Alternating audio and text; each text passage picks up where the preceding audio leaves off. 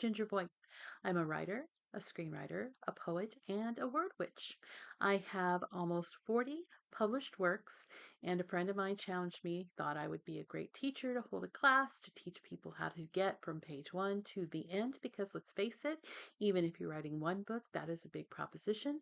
So if you want to do this for a job and you're going to have to do this more than one time, you may need some guidance, and I am here to offer that service to you. I have been writing since the 1980s, the last century, and over the past several decades, I have learned some tips and tricks that I can provide along to you. We can also talk about just storytelling in general because I'm just in love with that process. And we can talk about the craft. We can talk about, you know, stories from other people with things like reviews and things for like whatever you consume, whether it be a TV show or a movie or book, music, I don't care.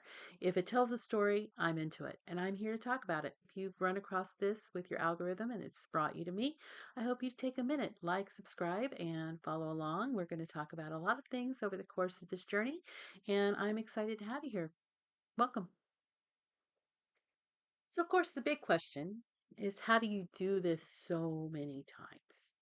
And my big response is how don't you? If you want a career to do it, every day for the rest of your life, this is what pays your bills, this is what, this is your job, that's what you have to treat it as. And if you treat it like a job, you're going to produce like it's a job.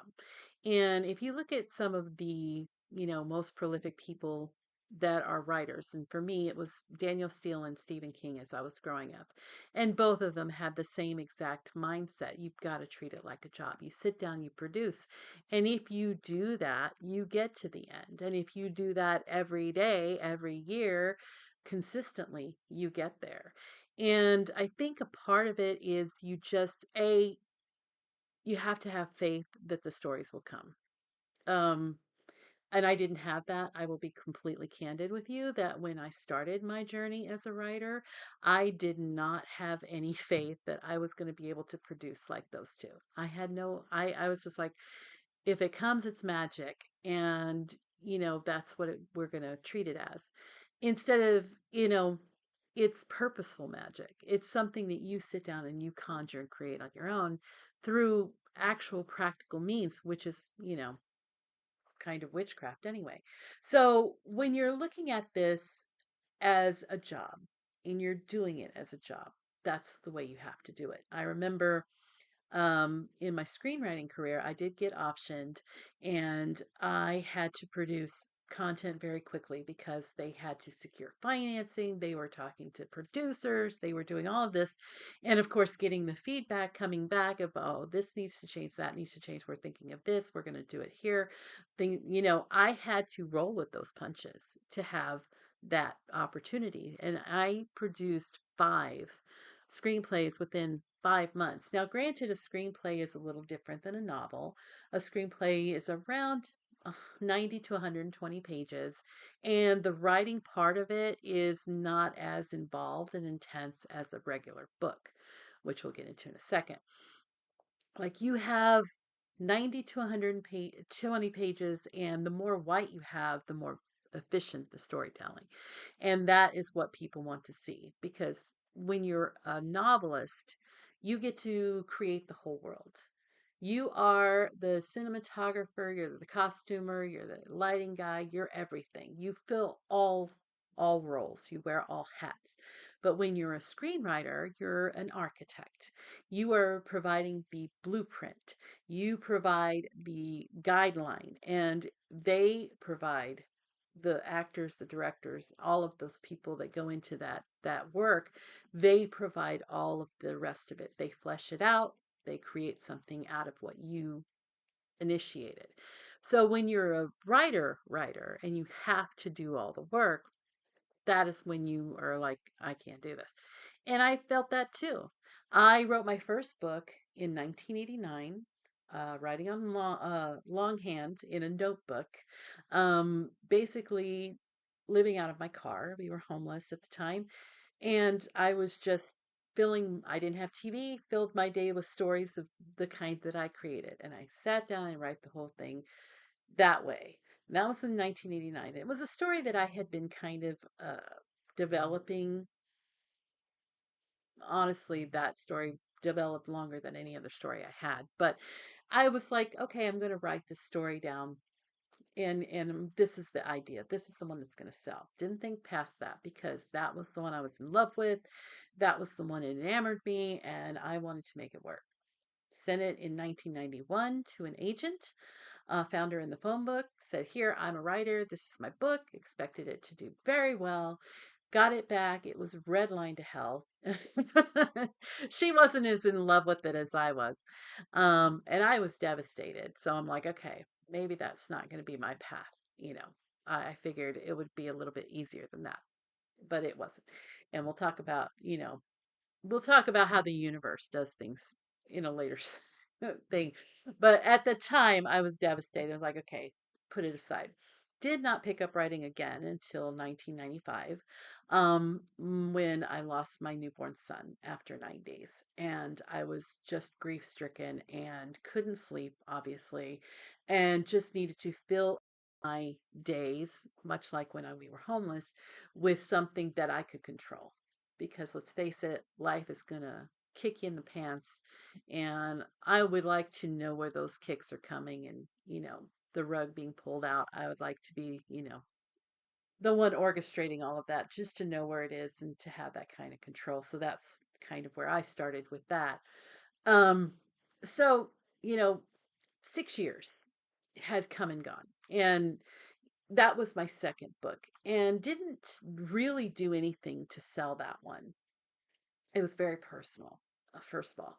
And I, kind of sat that one back, put it aside, and decided, if I'm going to write, if I'm going to do this, I want to do things that are happy, right? And that story that wasn't necessarily happy. So I wanted to take the time that I was spending in the investing in this journey and being, pursue the happily ever that are just a little bit more lighthearted. I needed it at the time because I was going through such a rough time emotionally. And so I was writing stuff for that purpose. I found a challenge, to write certain books for certain things that, romance the romance publishers were looking for. So I was taking on those, challenges and doing those. And I wrote two more books prior to, the turn of the century. So altogether, four books, before I kind of decided, I think I'm going to try screenwriting. Um, Even though I got an agent and again, did not work out as well as I'd hoped. So I'm like, okay, maybe that's not it. So I kind of went to screenwriting because I'm like, okay, at least this way I can provide this part of it, and the heavy lifting is done by other people. So I thought that that seemed a little bit more of a um, path to take, is more of a foot in the door kind of thing. So I was content to give that a try, but that ended up being a whole other language that I had to learn, that a whole other skill set I had to learn. And you know, if you want to be a screenwriter, back then the logic was you had to at least have written 9 screenplays to hit on one that was even going to get remote, just get meetings for you. So you had to have a portfolio. That was your job, was to create that portfolio and know that a lot of them weren't going to sell. And I think if I'd have had that mindset, prior to when I had all those other books that didn't work out, I might have been a little bit more on time with stuff. I wouldn't have waited so long between things because I would have known this is just the path of it. You're just going to have, I mean, and the 9 is an estimate. There's no magic number, honestly. You don't know. You really don't know. I think I'm on screenplay 10 and I still haven't seen anything hit the screen just yet. So you never know. You just don't. The world is going to do what it's going to do. But that's part of it, though. You have to produce. So, what do? You just have to sit your butt down and produce. And so, I think that's why NaNoWriMo, which was National Novel Writing Month, it was a thing that went for many years that would inspire you, challenge you, write 50,000 words in a month. And because I had written 4 books and those screenplays, I was like, yeah, I feel confident I can pull that off. And I started doing it. You're not going to get any money for it, granted. You're just going to get the bragging rights saying you did it. And honestly, that's enough. That's carrot enough stick on a stick for me because I'm a big certificate done gold sticky star kind of person, that just was something that if you're not getting that payoff, say you're not selling, you're not getting the meetings, you're not getting the agents, you're not getting that, this was a way you could put a feather in your cap for the writing and still feel like a writer. And like I said, a writer writes, you're gonna the production is the accomplishment. So that's where I was at when I started doing NaNoWRIMO. And I will say this, and I think it's important to note and to be transparent, that my 1989 book and my 1995 book, I have published. I have made available. And were they made better by the fact that the time had been spent? Yes. But I think it needs to be clarified and very, very specific that the reason that they're better now is because I'm better now. I am a different writer. I'm a different person.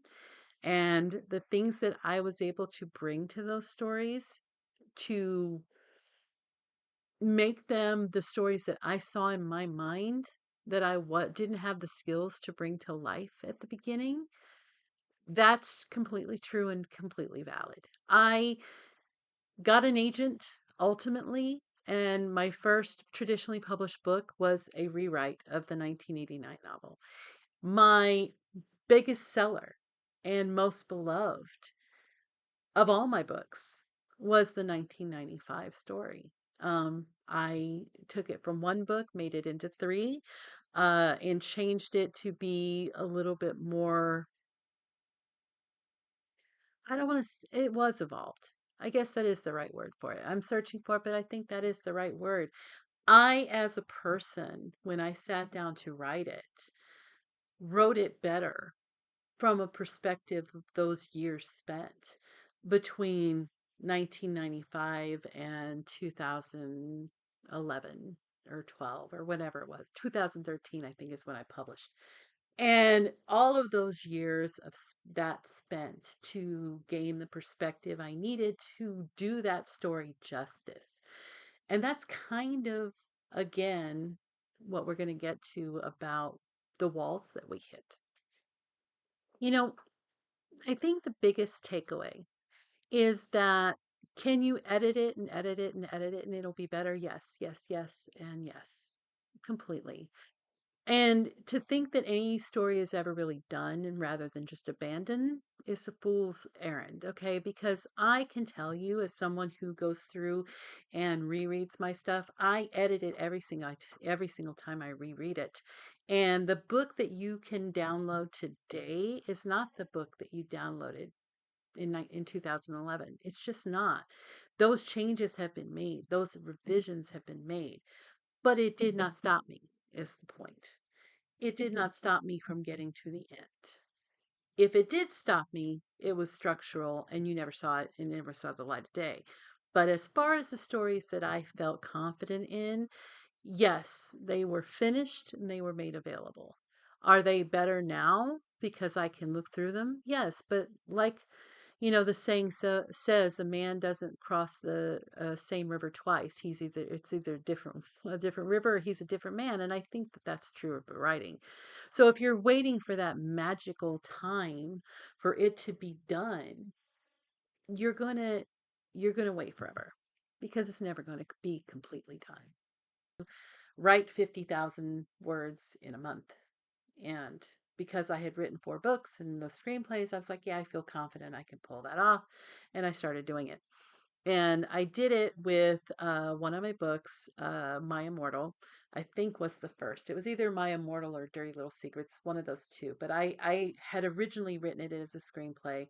And I thought, I'm just going to novelize it. I'm just going to turn it into the novel. I'm going to flesh it out. I'm going to be my director, my producer, my costumer, all those people, and just bring it to life. And so I was able to do that. And I won because you would win if you did your 50,000. And so I was able to do that. And I did that over the course of, I did it 9 times. I think the only time that I didn't do it, there were twice. And I think one I was sick and one the story just wasn't long enough. So, those were the only exceptions. But by and large, those were the ones that I did. Now, did I sell them? Did I write them to sell them? Not really. When I first started self-publishing in 2011, those were the books that went up first. I had several. I had, um, I believe, let's see, well, we're just going to say about four or five, 4 or 5 that I already had ready to go, including the two from the 90s.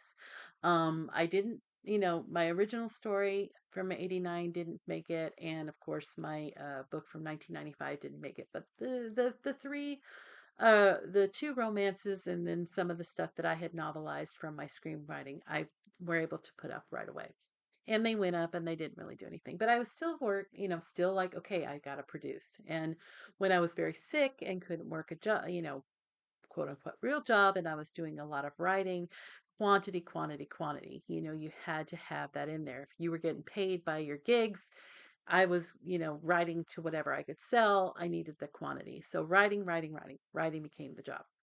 And so I was very excited to keep going with NaNoWriMo. Very excited every November that at least I knew one more book would get written. I had, confidence that I could do it. I had done it, had the track record.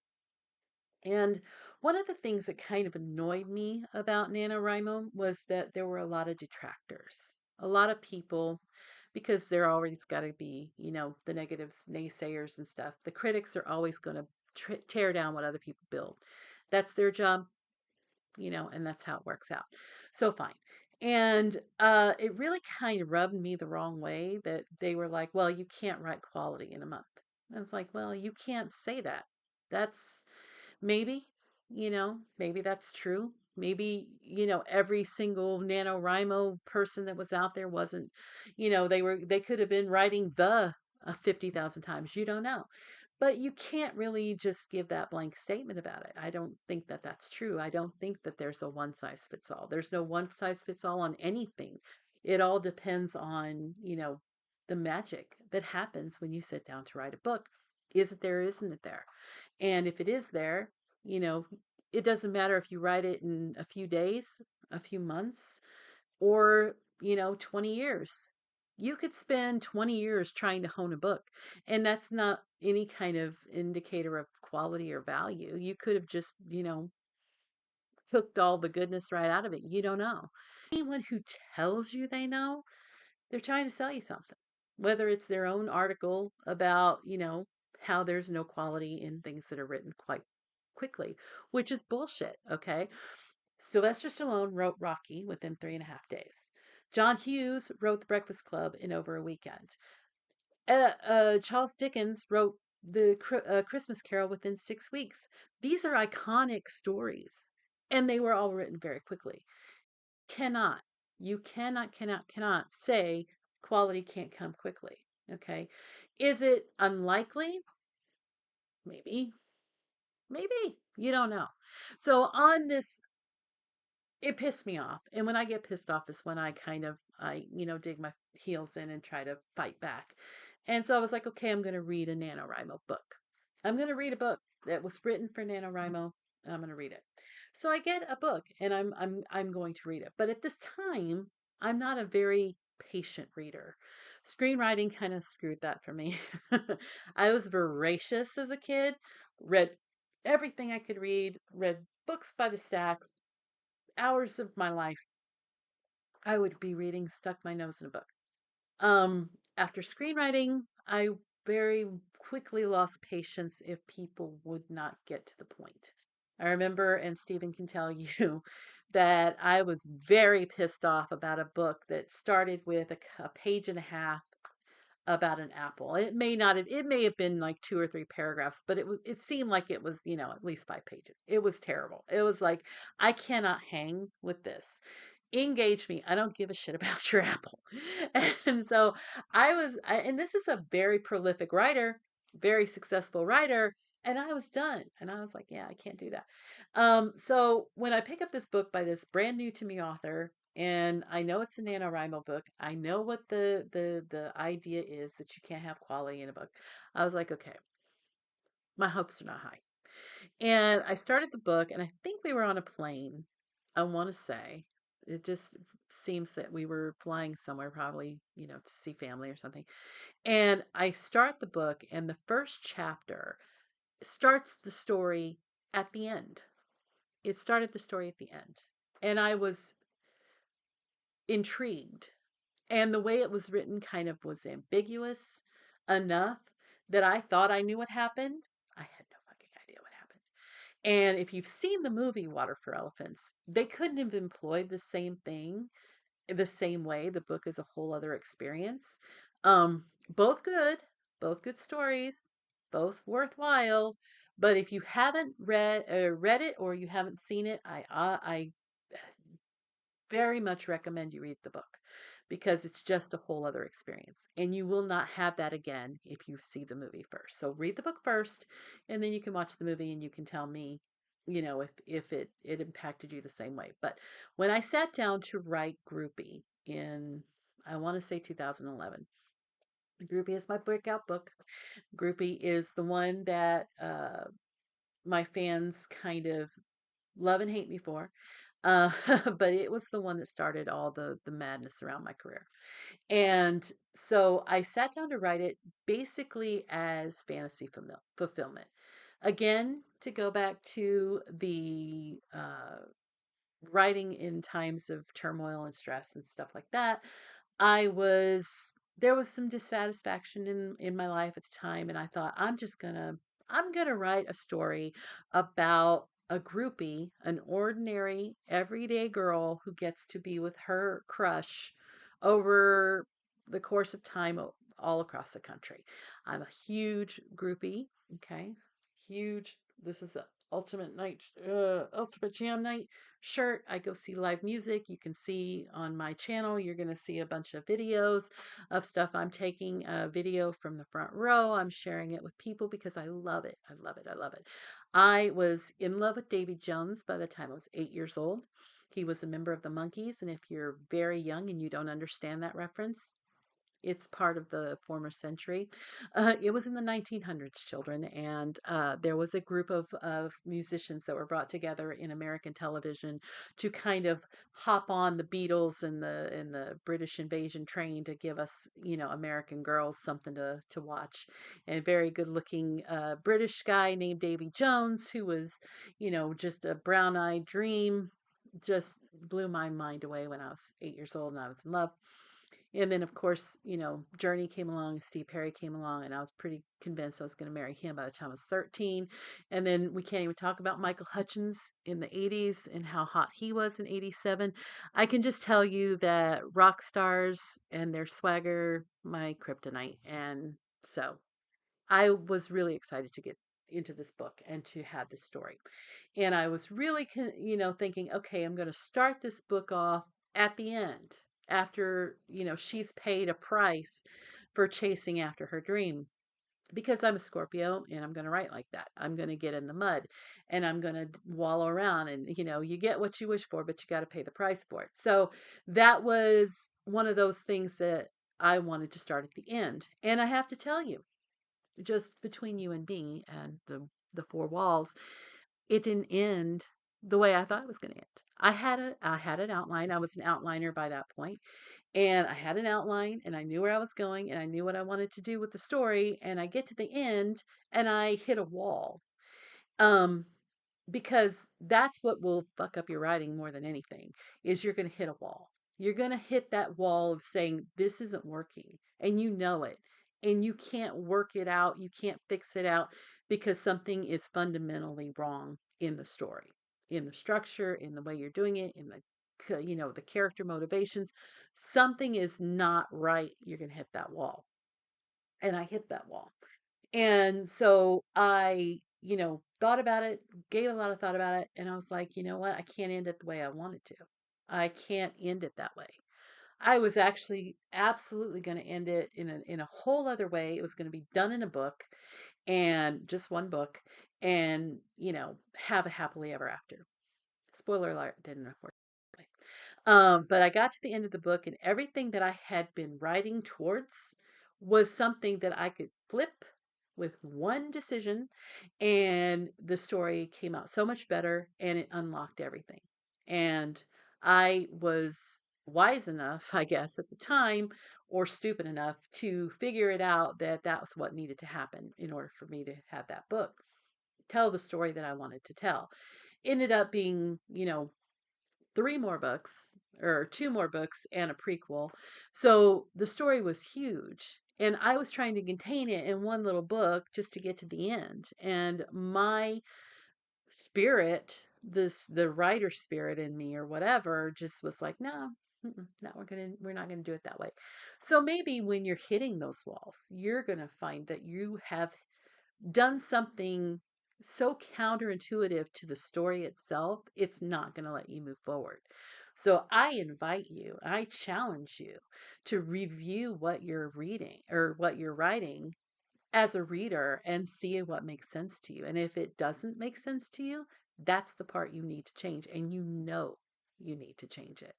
You can't get past it because you can't bullshit yourself and get to the end. So you're going to have to make those hard choices. You're going to have to say, this isn't working for whatever reason, and do the fix and try to move forward. And you can put that down and not go back for 6 years like I did. You could try something completely different. And if you hit another wall, stop what you're doing, write something else. You can do that. The journey is up to you. You are the one. You're authoring your own author's journey. So you get to pick and you get to choose. So, what I challenge you, if you're worried that the stories won't come, they will. And from weird and unexpected places. We'll talk about that in you may feel like it's too much work to get from page one to the end. And it is. It really is. But I can tell you this, it's very rewarding. And once you get over the mountain, once you get over that hill and you're sliding into home base, how many metaphors can I put in there? You have such a feeling of relief and release. Like it is something that you alone were born to tell the story in the way that it was told, however long it takes you to tell it. So, can you write prolifically? If you want to be a writer, I don't see how you can get away from it. You're going to have to write. You're just going to have to do it. Nothing to it but to do it, as they say. If you want to hit on that great American novel idea, you may have to write 10 books to get there. You don't know. But I invite you and I challenge you, if you're a writer, press on and take those challenges. Ask more of yourself than you think you can give. And I guarantee you can rise to that challenge. And then at the end of 40 years, you can say, hey, I've got this many books. And I can tell you, NaNoWRIMO, up till then, 4 books. After, 37. So you can do it. I believe in you. And if you have enjoyed this content, if you got anything out of it, please give me a like. If you've got a book that just blew you away in the first chapter, put it in the comments. I'd love to see what that is and I'll check it out. Always looking for suggestions. If you have questions about the process, the craft, or anything, my characters, including Giovanni Carnevale, who came from Groupie and is now one of my fan favorites, even though he's a complete dickhead, please feel free. And check out my preview at the end of the video of the prologue where we start Groupie at the end. The end, but it wasn't. It really wasn't. Spoiler alert. Anyway, it was so good spending time with you. I hope to see you again. Talk to you soon.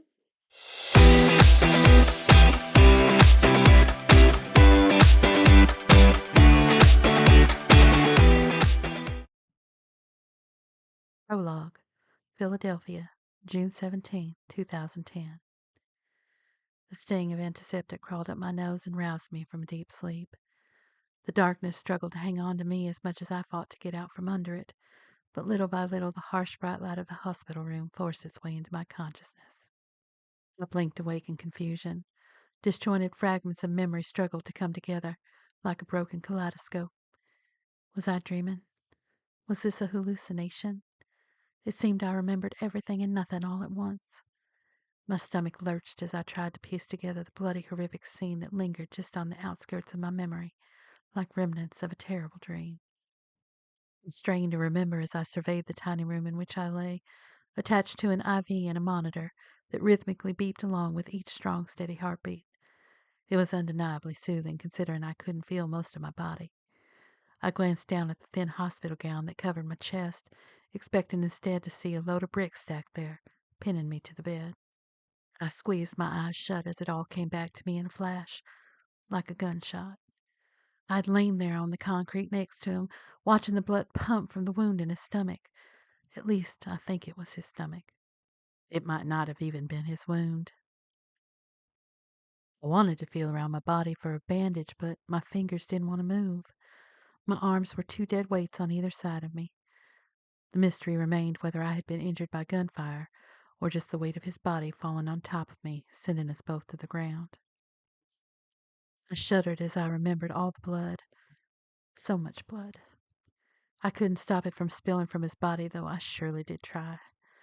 I screamed at him to stay awake as the loud wail of the ambulance grew closer, but those beautiful brown eyes fluttered closed with a faint whisper of his breath.